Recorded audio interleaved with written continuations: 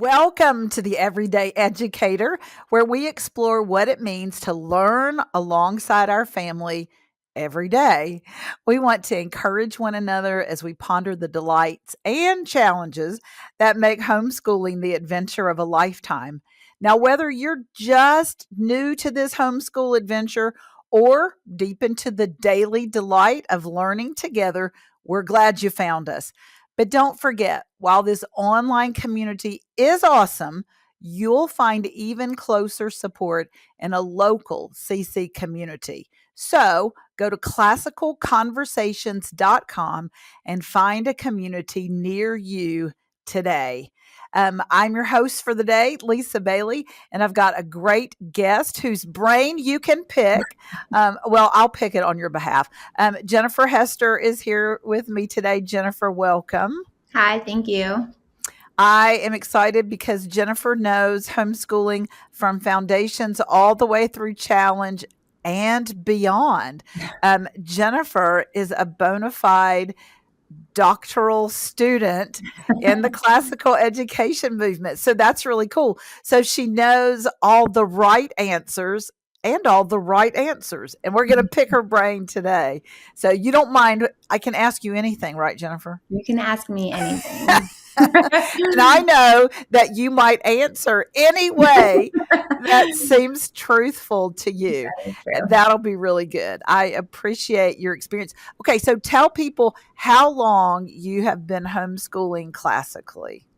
So I don't know. See, that is a very honest answer. That's good. I started when my oldest son, who is now a senior in college, was in fourth grade. That's when we started classically educating. Mm-hmm. But we have always homeschooled. I just sort of hodgepodged for the first few years until we found CC.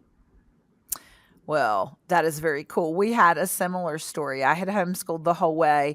We didn't find CC till my oldest was in the fifth grade. And so we have done foundations, but you have not only shepherded your own children through foundations and challenge, you've been a challenge tutor director also, right?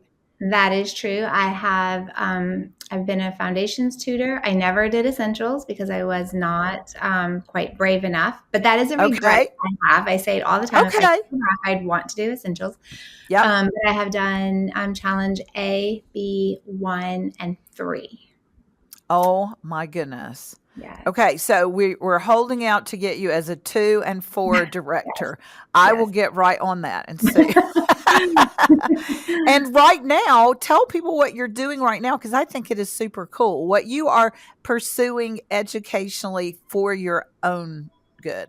Yes. So I decided a few months back, I have, like I said, my oldest son is a senior in college, and then my middle son just graduated in the spring, and he's now a freshman in college.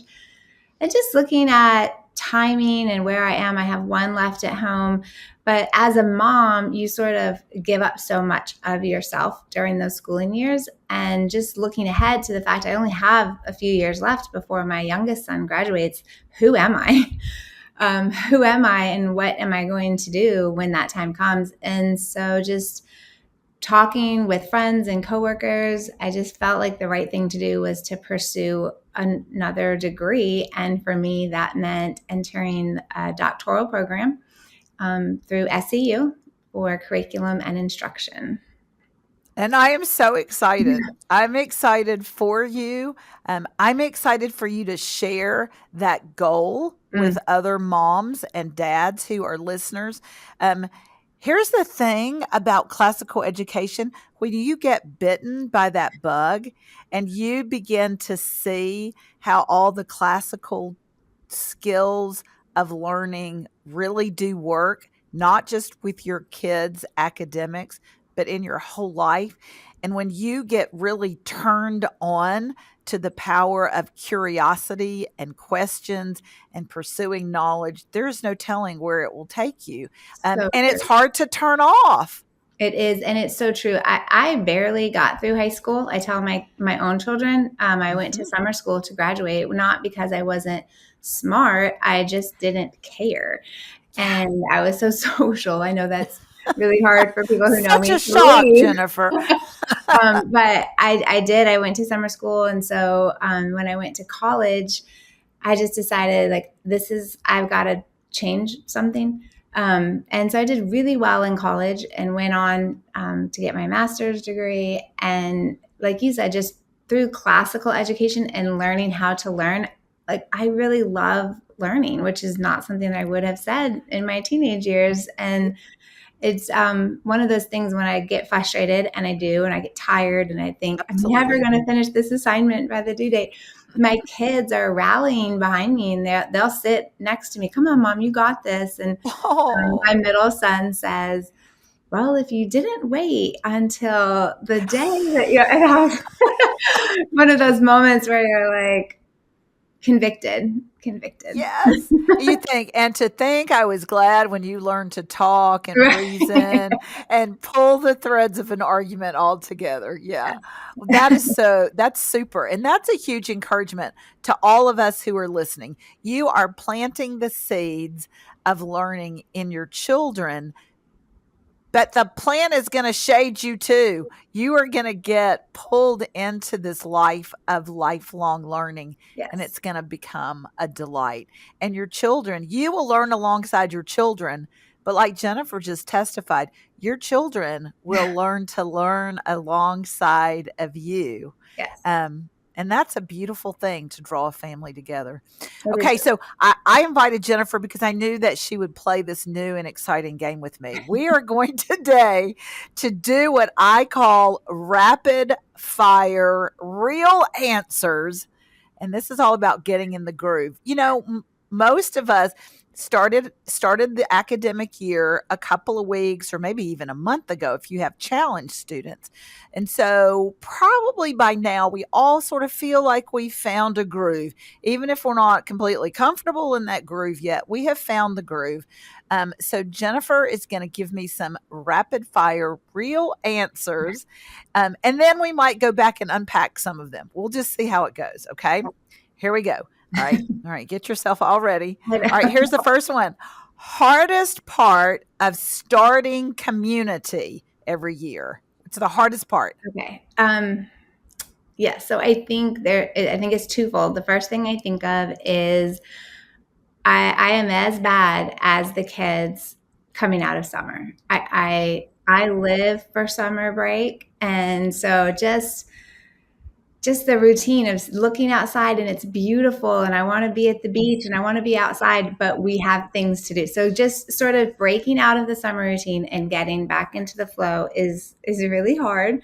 And then that initial like CC coma that happens after community day, and trying to find the balance of getting out of the house on time one day a week and being social the entire day. And so when you come home, it's just exhausting. And so just trying to get back in that rhythm and the routine of things.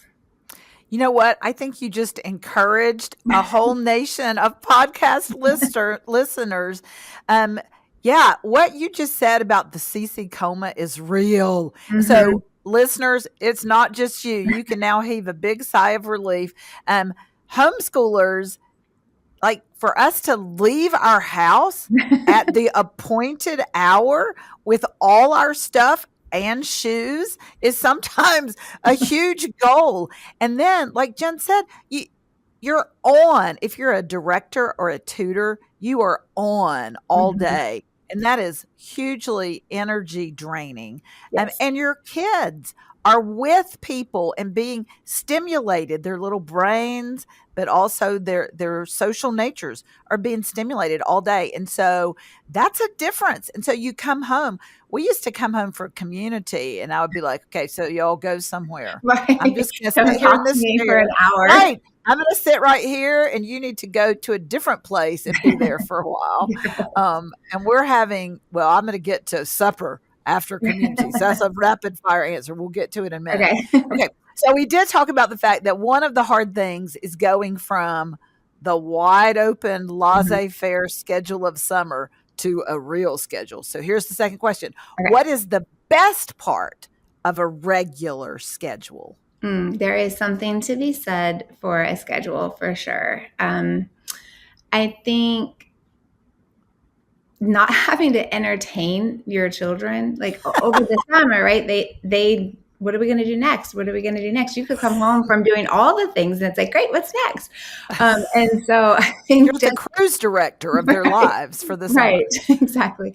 I think just them having a routine of knowing this is what's expected and them taking ownership, even at a young age, they know, okay, we're going to get up. We're going to meet at the table this time. We have breakfast. We have lunch. Like, we're back on a schedule instead of it just kind of being this sort of free for all for the day. So to me, as much as I love the freedom of summer, usually by the end, even my kids will say, I really love summer, but I'm kind of ready to be back in community and have a schedule. There's just something about a schedule. That's a good piece of wisdom that even our kids respect and enjoy having expectations that a Mm-hmm. schedule provides for them. That's really good. All right, here we go. Number 3, go to community day lunch plan. Oh, that's like the bane of many people's community existence. Yes. So aside from DoorDash, um, And if you're in a rural area like where I live, that right. is not an option. So, Yes. number 2, So there are two things that I think of. So this came about probably 13 years ago. I was in community in Virginia, and I was the like peanut butter jelly lunch meat mom, like just amen, whatever sister. you can throw together, right? Get it in there. And I remember walking down the hall and I smelled like this aroma was coming. I was like, what in the world? That smells so good. And I opened the door to her room, and she had a crock pot on the floor. And I was like, that smells amazing. What is in the crock pot? And so she told me, and I've done it ever since. And I tell people about it all the time because it's so easy. So it is bring your crock pot. It is a box of pasta uncooked. You dump that in, whatever kind of like noodles, whatever kind of noodles they want. Dump that in.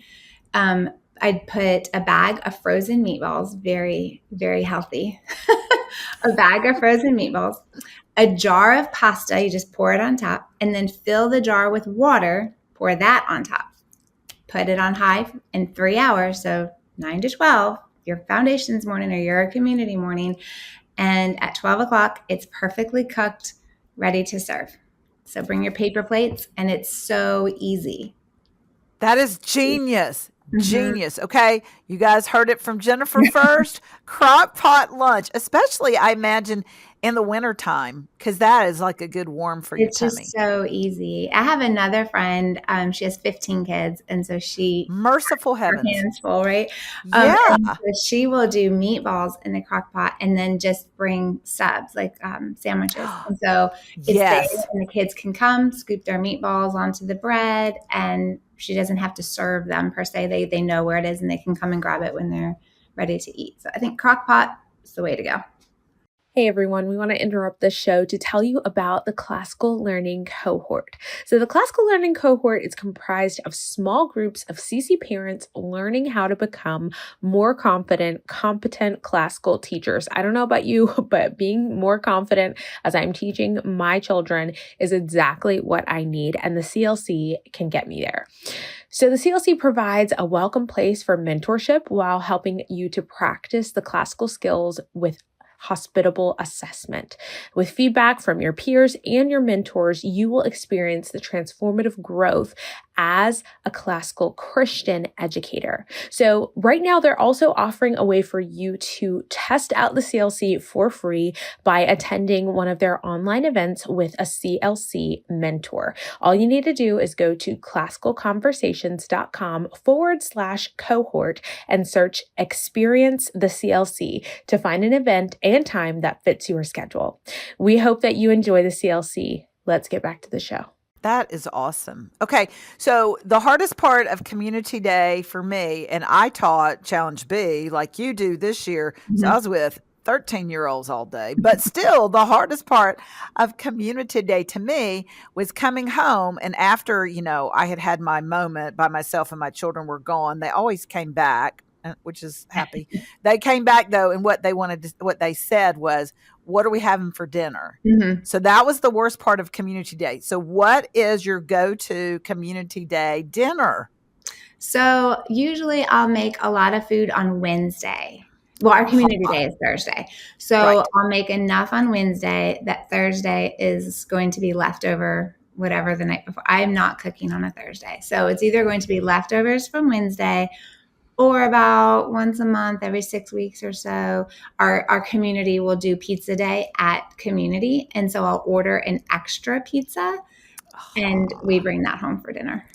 That is really smart. No, I'm not really the queen of health over here. So if you're like healthy mama. Okay, it's one day a week. It is Okay, one day a right. week. I and know they as can I'm talking, be- I'm over okay. here like, this is not a good look.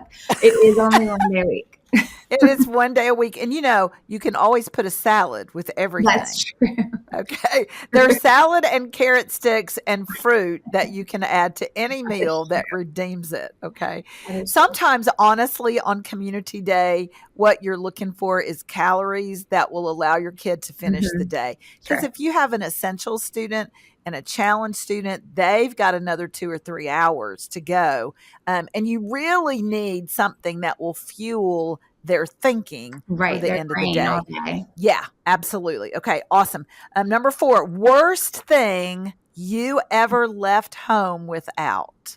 Okay, it wasn't a child, so that's it. Okay, that would be pretty bad depending on the age of the child. Sure. Okay, so we got to community day one time, and it was my middle son. He was 7, 8, and he did not have any shoes on at all. And like, where did you think we were going? And then my youngest son at the time was 4 and no shoes. But yes, I'm the mom. I understand. I am the mom. But I just feel like at a certain point when we leave the house, there's certain things that you have. I did not check for shoes. So they went barefoot through the community day. That was very humbling. You know what? That is so classic, though, because I have a friend who has 10 children, and she routinely came to community, and one or more of her kids did not have shoes. And it was not always the littlest ones. Right. There were times when you just thought of some of her middle school children, and you, like you said, where did you think we were going? Right. Like, are you dressed for the swimming pool where it would be acceptable not to have shoes, but otherwise not so much? I will tell you, the funniest thing that ever happened to me is I got to community. And I was teaching Challenge B, so I had all these crazy people to look forward to. I got to community and I looked down and I had on shoes, and they were the same style, but they were different colors. I had 2 pairs of shoes exactly alike, except for one was black and one was blue, and I had on one of each that day. Yeah, and I have still not lived that down. I have Challenge B students who are in their late 20s now that if they ever see me, oh yeah, they remember. And those kids never forget anything. Never. All right. So question number 5, how many books do you have in your curriculum collection? Or can you not calculate that high? Yeah, I mean, I have all the books for every program. And then I have books that might work for a program and books that had really good intentions for certain programs. Yeah, and we moved a lot. We were military for 24 years. And so at some point, your spouse says, hey, can we get rid? No, I might use that. That's right. A homeschooler never wants to get rid of their books. Like I am looking across, like you can see behind me. You have the most amazing book collection of anybody I know. It is so funny. I have books, like you said, for all the programs, but I have like multiple copies of books for all the programs. Because there are sometimes, y'all, are programs that all your kids want their own copy. And I remember when I was tutoring Challenge B, I didn't want my kids to use my copy because I've already annotated it. And so the hard work of thinking about what's most important has already been done. So there's no shame, listeners, in having a lot of books. And there's no pain in it unless you have to move them, like Yeah, Jennifer unless you did. have to move them. Yeah. Yeah. So I think this is my plea for everybody's husband to say it's okay to keep the books.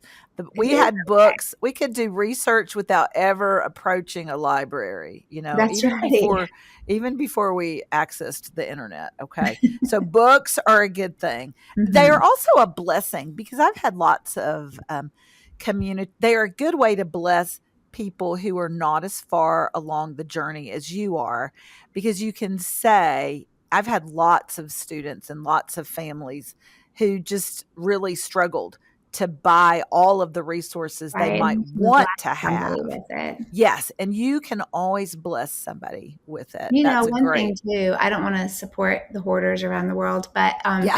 my my college kids will sometimes say, "Hey, do you still have my Yes. CW notebook?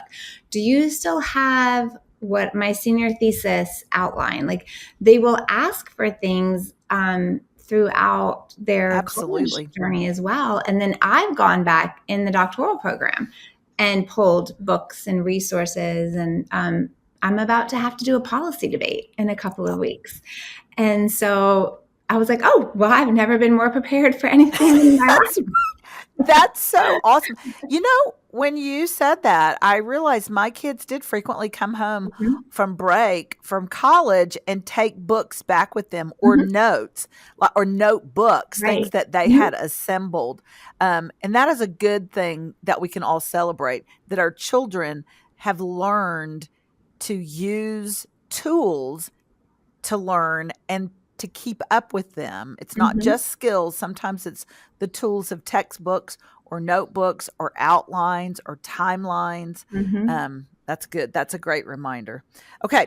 So, next question. When you guys get up at your house, do you do breakfast together or do you do breakfast alone?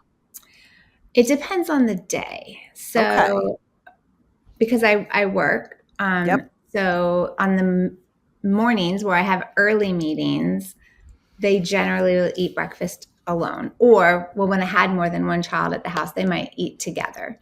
Right. The kids So together. breakfast is kind of a free for all. Mm-hmm. Lunch is generally together. Okay. All right. That's good. Built in together time and built in be responsible for yourself are both Balance. good things. It's a It's good a balance balance. of homeschooling. So, I ask this because there are people all over the country that spend immense amounts of time to get to Community Day. Mhm. How much time do you spend in the car on Community Day? Well, I live in a really small area in Alabama. Okay. So for me, it's about 25 minutes. It's not terrible. One way or both ways? One way. Okay. So it's maybe an hour, right? Both Mm-hmm. going both ways. It's not terrible. But I love car time. I love it. I do What do not. you love about car time? Well, I don't let my kids on the phone in the car. So they Ooh. can, but they owe me whatever the car ride is. They owe me time before they can get on their phone. So, I drove my son like an hour and a half to soccer 4 days a Yep. week, hour and a half there, hour and a half back. So before he could take a nap or get on his phone, like we had to have a conversation. It's a Yeah. great time, especially as a mom of boys, when you don't have to look them in the eye. So you can have conversations where they don't feel uncomfortable because they don't have to look at you. They can look out the window, they can look down. So we could have sometimes the conversations that were uncomfortable or a little bit more difficult. Those are our car conversations where we can talk about it, but we don't have to have eye contact. So I'm a big, you can get on your phone, but first we're going to talk. That is awesome. Okay, that may end up being the biggest takeaway from this particular podcast. I absolutely love that. They owe you conversation first. Mhm. See, now that I was thinking, oh, these poor people that have to drive an hour or an hour and a half one way to Community. I feel so bad for them. now I don't feel so bad for them. I They love have that, cartooning. yes, they've got that captive audience with their Mhm. students. That's Yeah. really beautiful. Okay, here's the next question. Okay. Hardest adjustment year for Ooh. students? Because Ooh, you student. said you've had them all the way through. What Yeah. was the hardest Ooh. year to get used to for your kids? Ooh, that is really And it tough. might be different for each Yes, kid, so I you was can gonna tell. say, I think, that's a tough one. So essentials is there's a big jump from Okay.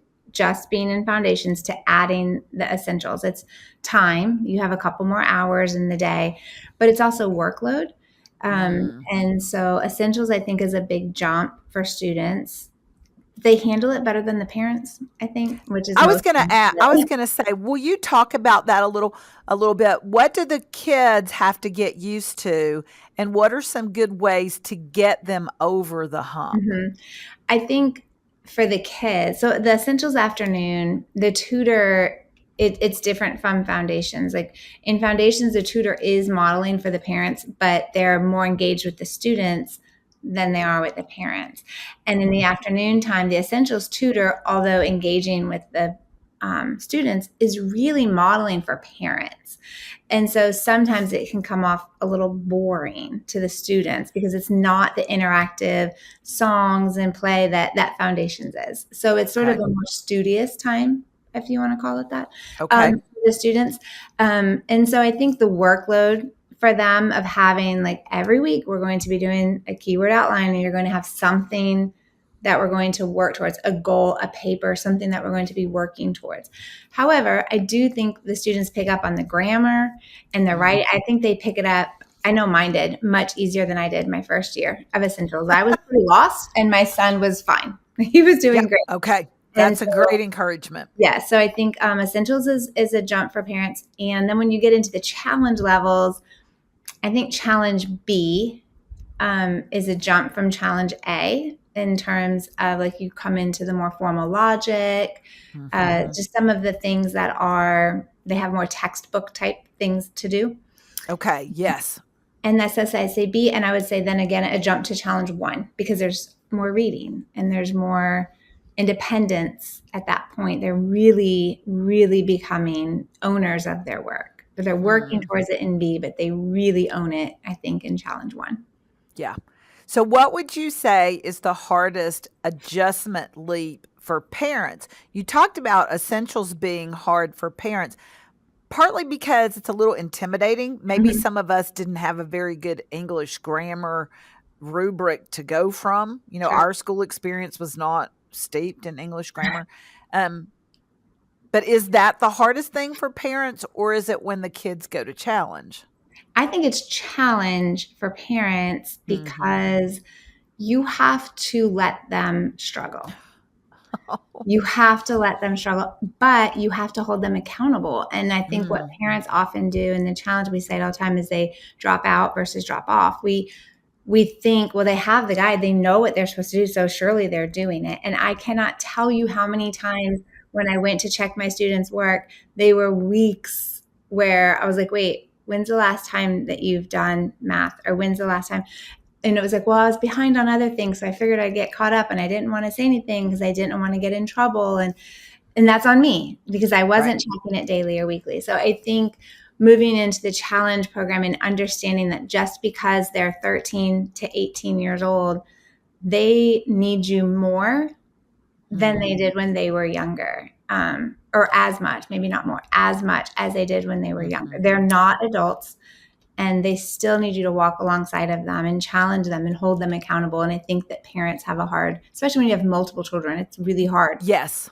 It's really hard. So I understand the struggle, but it is important for parents to stay engaged through those challenge years. I think that's difficult.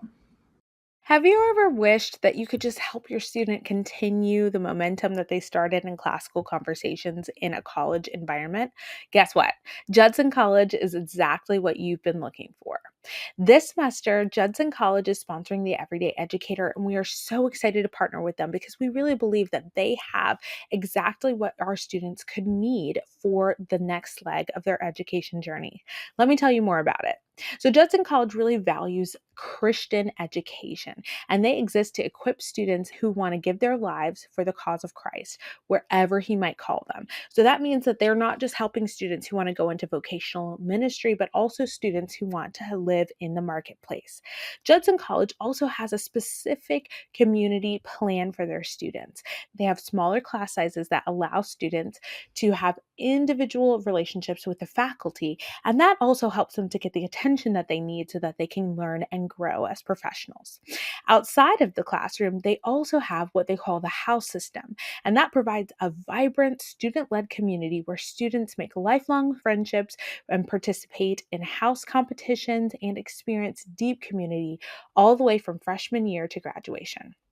Lastly, something I found absolutely fascinating was that they have a classical emphasis. So they have a great books course, which is required for every single degree in undergrad. And in that course, they focus on the history of human ideas through a biblical worldview. And that allows the students to develop as readers, writers, and researchers as they grow as committed followers of Christ. If you want to find out more about Judson College, visit judsoncollege.com/distinctives. Let's get back to the show. Mhm. You're right. I also agree that the jump to challenge is different. It's the first time that mom has not or dad have not been the primary tutors. I mean, you still Mhm. are. You're still the homeschooling tutor, but there's somebody else who's introducing and practicing so Right. much stuff with your kids. And like Jennifer said, if you have multiple students, maybe you're not keeping up with every day's assignment for Mhm. every student. So it is a stretch for parents to know how much to push and what to push on Right. and what to just and it, honestly, you're right. It is difficult to watch them stumble, but if you don't let them stumble, then a lot of times they do not understand. They don't learn that actions and decisions have consequences And they're that sometimes natural. compound. Yes. And if your student shows to community and they haven't done what you think they've done, it's going to show in community through Oh conversation. yeah. And if they Oh yeah. have good classmates, they're going to call them out on it. And Yes, sort of that right. natural consequence of you weren't prepared. We know you're not prepared and this is on you. Like, Yeah. Yeah. That's great. That's good. Good insight. All right. What is the best study tool at your house? flashcards, Oh, cards. okay. Do Think y'all make your own flashcards? Yes, mostly yes. We use the math map ones for math, but like Yeah. studying, I have a challenge B student right now. So every time we read a lesson in logic, I tell him before we start reading, go through it, highlight it, make your note cards, look at the note cards and be familiar with it. Then let me know. I'll sit down and read it with you or go over it with you. If I just read it to you and you haven't seen it at all, it's not going to make any sense. So you need something that's familiar to you before we sit down and actually try to read it. That's been really beneficial to make the note cards before we read it. What a Some great people do it in idea. reverse. So I make them do it first. But yeah, they write their own note cards and I let them do it for what works for them. I don't have, I Right. mean, what works for me is not going to work for them. And so you want to use colors, use colors. You don't want to use colors. I don't care. Like, I don't care. Yes. Um, Yeah. so that, and then we also love all of the trivium tables, all of them. Oh, good. I love them. We use them all the time. I use them as a tutor. I think they're just a great compact way to have a lot of information. Yeah. That you can put to hand really quickly. It's Mhm. not like you have to keep going back to all the chapters to find it. It's Right. all on the table. Mhm. That's good. I like flashcards. We had this is so funny. After my girls were both gone off to college, we were gonna redo the downstairs den where had been their primary homeschool Mhm. spot. And so I started going through all the computer desk drawers and I found so many flashcards. Like there were drawers and drawers. We kept the index card companies in business. How in the world did we have so many flashcards? And I will tell you that they didn't want me to get rid of them. Like they wanted to keep their flashcards. It is an investment, but yes, a tool that works. Very cool. All right. So we said this is going to be rapid fire real answers for families that have found their groove. What does it mean to you to get in the groove? What does that mean? How do you know when you're in the groove? The groove changes. Okay. I think when I know we're in a groove when my son is working independently. Like it's a lot of time up front at the beginning of the school year. And a lot of like, I got this. I'm like, that's great, but we're still going to work together. We're going to plan the week together. And so for me in the groove, it brings me a sense of freedom. I can go do the laundry, I can do the dishes, I can cook, I can go for a walk, I can take a shower, I can do what I need to do and know that he's also going to do what he needs to do because we have an understanding and an expectation. And that's our groove. And that may change every day. We don't have the same schedule every day. Our groove looks different every day. From Monday's groove to Friday's groove is not the same grooviness. And there's a lot looser groove happening on Friday than there is on Monday. And so I think it's important for parents to not feel like, well, we didn't get started till 10 or 11 o'clock today. It's a flop. It's not a flop. You can still do things. And it may feel different, but when your like groove is off, because for me, I get irritable. I get short-tempered. He's irritable and out of pocket, and everything is difficult. It feels like everything is a fight. Yeah. And when we're in the groove, there's a sense of freedom. Yeah. I think you hit on it when you first said when your son knows what he's supposed to be doing and he does it, then that is very freeing because you know what you're expecting of him. You know what you need to do to keep the ball moving forward, and he knows what he should do, and he's doing it. Some people call it the sweet spot. Some people call it getting in the groove.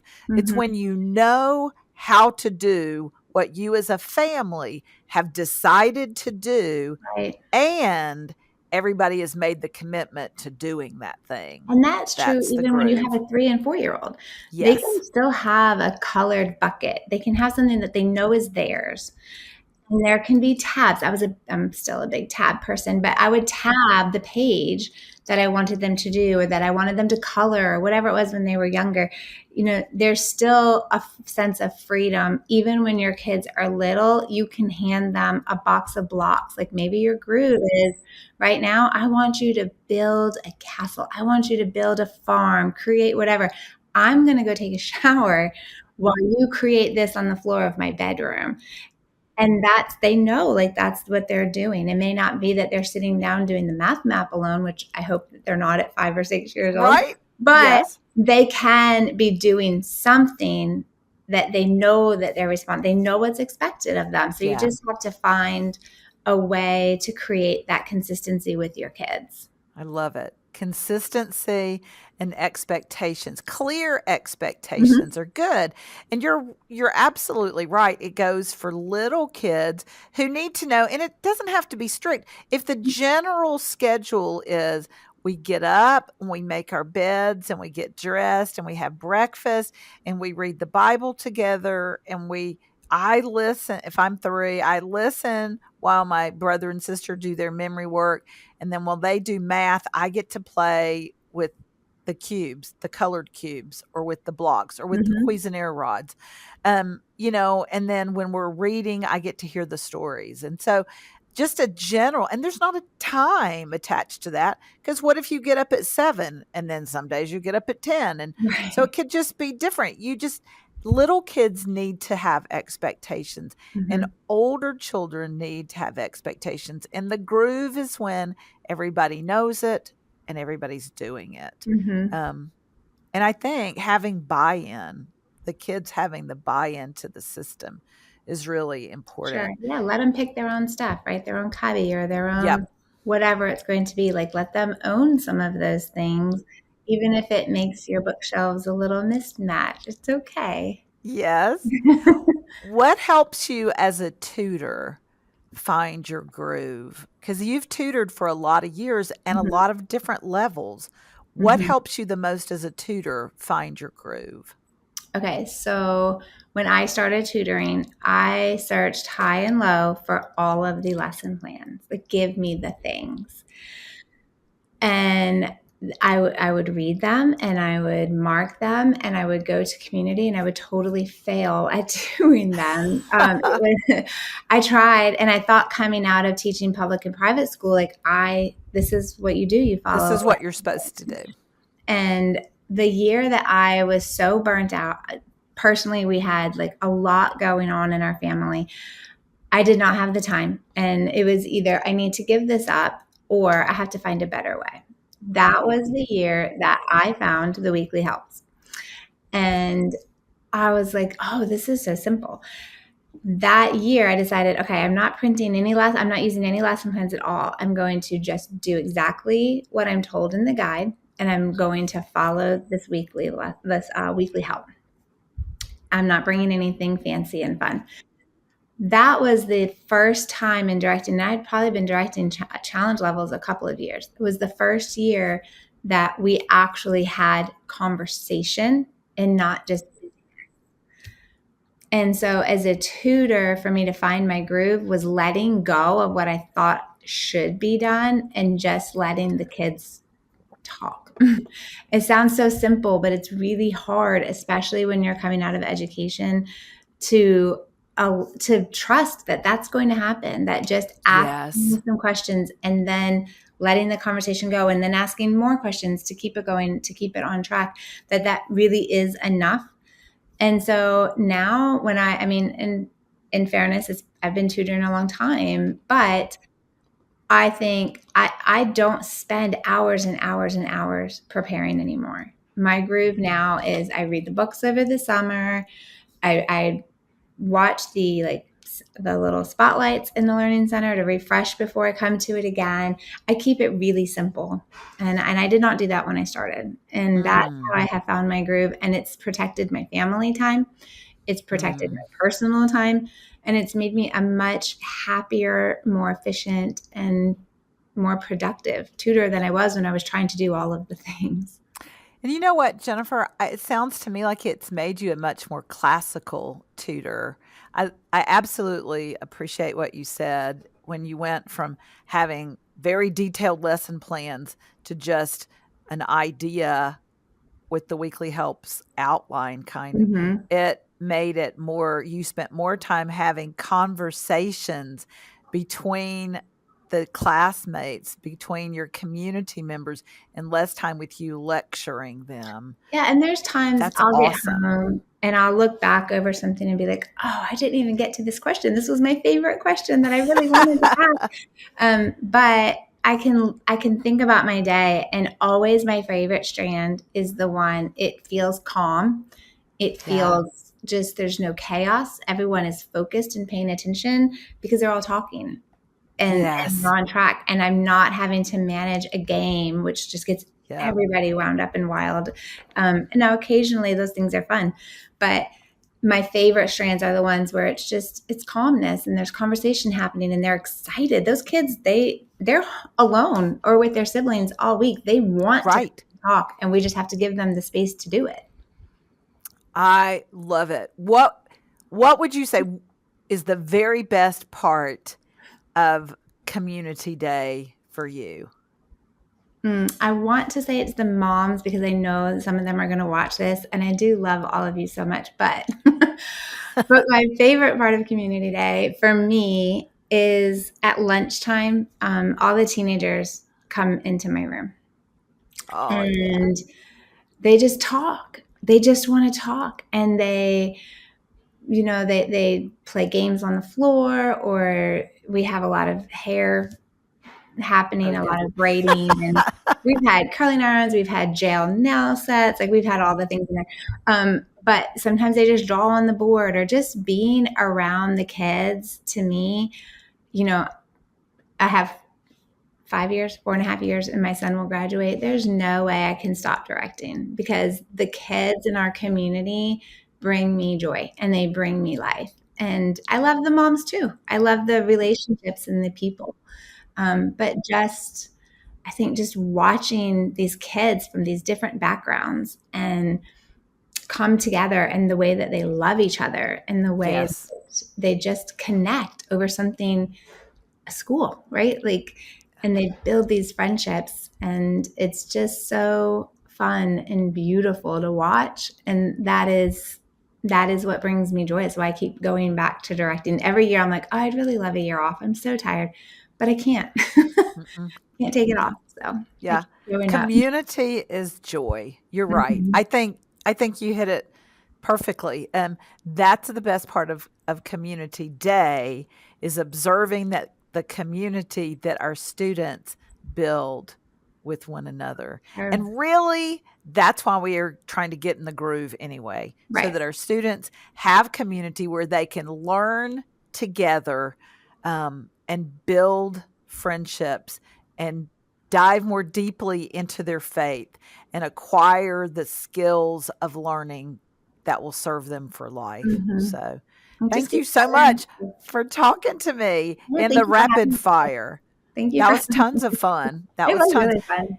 I can't believe it, but y'all, that's a wrap. That's a wrap. Thank you all for joining me and Jennifer today. It's always a joy to walk alongside such a vibrant and curious community of lifelong learners. Now, listen, if today's episode encouraged or equipped you in any way, we would love for you to share it with a friend, or even leave us a comment down below. Remember that the heart of classical home education is not about checking boxes, right? It's about cultivating wisdom and virtue and wonder with your own family, and by extension, with your community that we were talking about all day. So until next time, you guys keep learning, keep loving, and keep leaning into the journey. See you next time.